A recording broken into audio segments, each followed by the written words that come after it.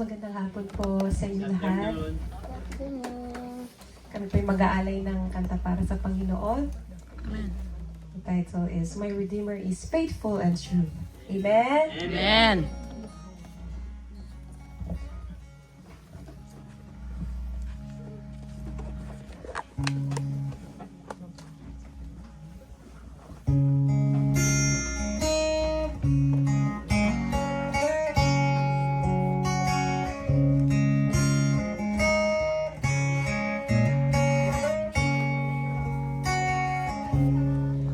As I look back on this road I traveled, I see so many signs it's carried me through. And if there's one thing that I've learned in His life, my Redeemer is faithful and true. My Redeemer is faithful and true. Everything He has said He will do. Every morning His mercies are new. My Redeemer is faithful and true.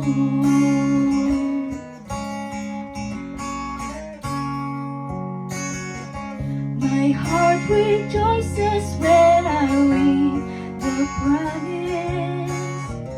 There is a place that I'm preparing for you. I know someday I'll see my Lord face to face, 'cause my Redeemer is faithful and true. My Redeemer is faithful and true. Everything He has said He will do. Every morning His mercies are new. My Redeemer is faithful and true. Every situation, He has proved His love for me. When I lack the understanding, He gives more grace to me. My Redeemer is faithful and true. Everything He has said He will do. Every morning His mercies are new. My Redeemer is faithful and true.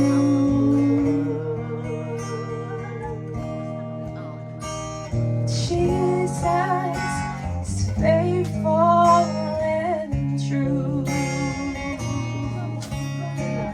Thank you, Lord. Amen.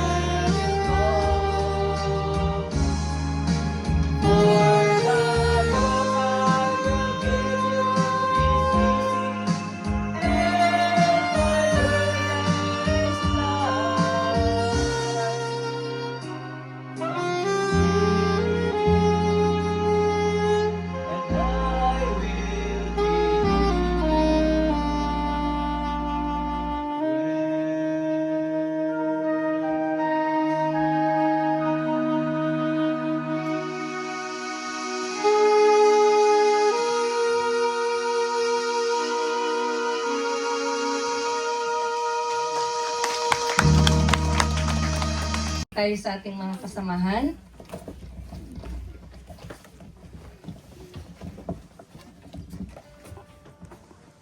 So, hindi po tayo masyadong makagalaw dahil sa space. So, tayo na lang po ang mag-adjust. Lumabas tayo dyan para kamayan ang bawat isa.